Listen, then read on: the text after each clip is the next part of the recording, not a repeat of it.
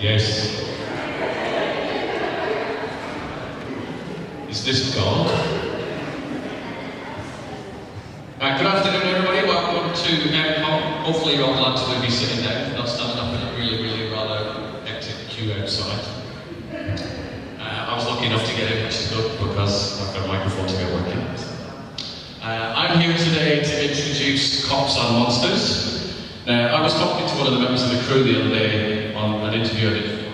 I was interviewing him, and he said that an executive of a TV company said, "There's no future in web series. We don't trust web series. We don't quite understand it." House of Cards, Orange is the New Black, Hemlock Grove, Vampire Mob, all web series. Whether you like owning DVDs or what, the future is going to be online content. Netflix, Amazon Prime, people watch things on YouTube. So I have the casting crew, or some of the casting crew from Cops and Monsters, and we are going to learn why they're here, what they're doing. And I'm actually old enough to remember the days before Blu-ray, the days before DVD, the days before video cassette. So for me, web series is something I'm still learning about as well. And I'm very much looking forward to hearing what these guys have to say about Cops and Monsters. So I have a nice little list here of the people that we've got. We have first, playing the role of Jack Stone, Mr. Mark Harvey. Round of applause.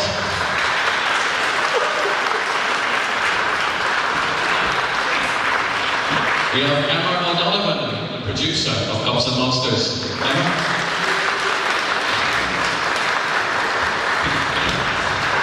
The director of photography herself, Julie Dunn. Round of applause.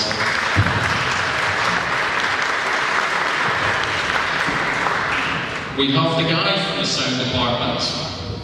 We have the sound engineer. In fact, he is actually the whole sound department. It's not really huge, it's just he does a lot of different jobs. So we have Sean Patrick Gill.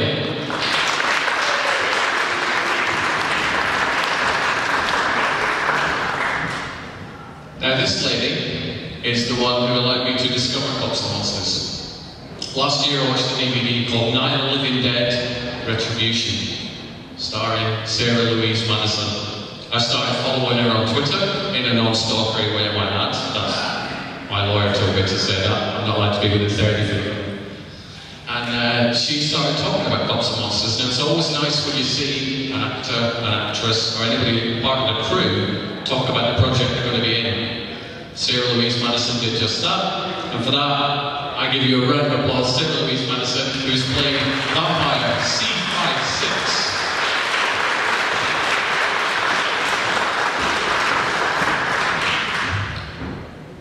The man himself, Fraser. The man who wrote me into doing this, I was trying out Wednesday. He said, "How do you fancy posting a Q&A?" I'm like, okay. Wow, thank you, Fraser. Thank you a bunch. Fraser Cole, the writer, director of Cops and Monsters.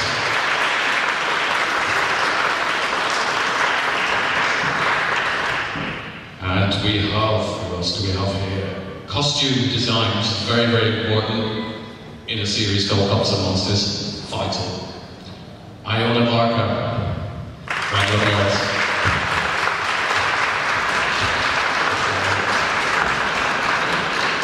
And we have finally, who have we got finally? Yes, we have the editor of Cops and Monsters, Anne Nicholson.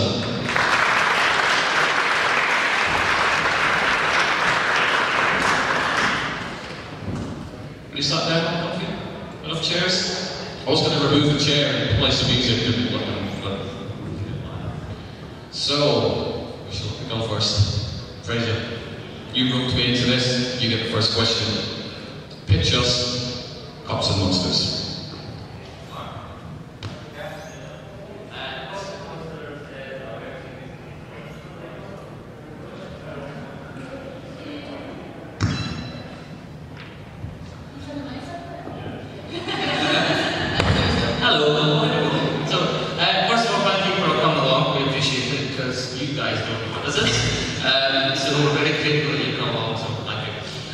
So Cops and Monsters, the new web series, set 5 years in the future. We are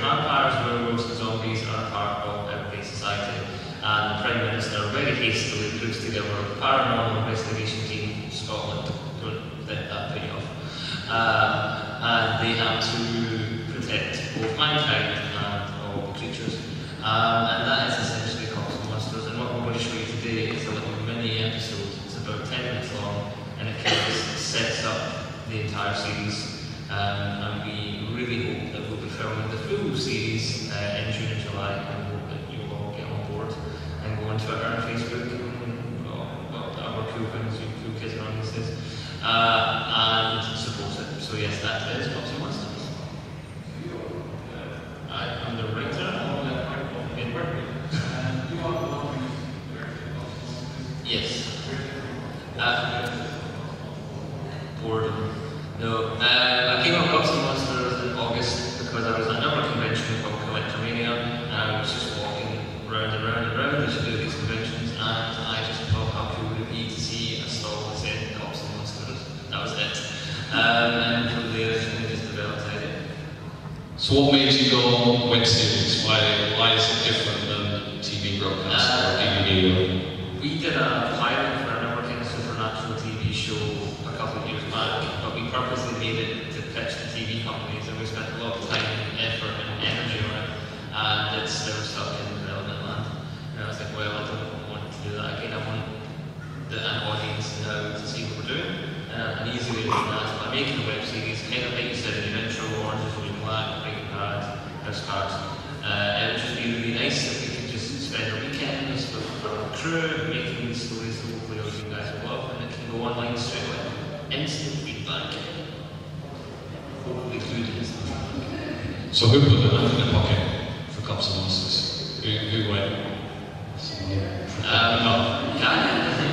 I think you saw it. You guys out there, we started an Indiegogo crowdfunding campaign, and we offered pretty interesting perks in return for your hard-earned cash. And all of you guys put your hands in your pocket and made sure that we had enough money to shoot episode 0.5, which you're about to see. I remember speaking to you while you were doing the funding for phase 1, let's steal that from Marvel, and you were nervous, you're like, oh, we'll do it, and you did it. How do you feel about that? A bit better. It's hard because you know, it's cap in hand, and you're saying to people, look, we really want to make this, but we can't make it without you, and you're asking strangers to give you money for something they don't know if it's going to come up or not.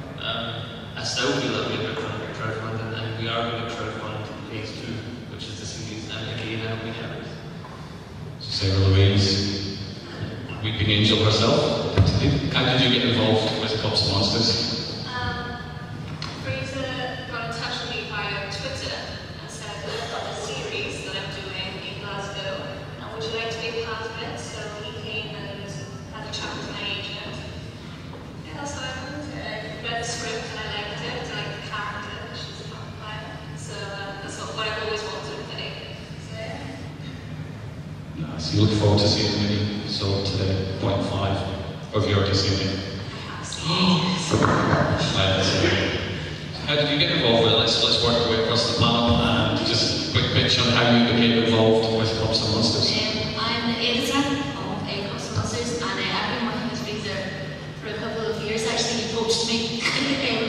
I was actually doing a thing called the 48-hour film project. I don't know if you guys have ever done that. And I was working with a different team, and at the kind of afterwards, I bumped into Fraser, we got chatting, and the next year I ended up doing it with his team instead of the one that I was with before. So, and then since then, we've just got a really kind of similar goals and what we want to see done, and we kind of believe that, you know, we should be keeping up, Britain should be keeping up with the stuff that America's doing. There's so much amazing TV that's coming out at the moment, and I just don't think that, you know, we're being allowed to pull our weight, really. I think it's a real shame. There's so much talent in this country, and a lot of people I know are having to move to America to kind of get what they want to do. So when we decided to do Bloodline was the one that we did first, which was our other supernatural series we did, and as Fraser said, it just got stuck in the quagmire that is reproduction of TV shows, and yeah, so doing it the indie route and doing it web really seemed like the best option to get our work out there and get it seen.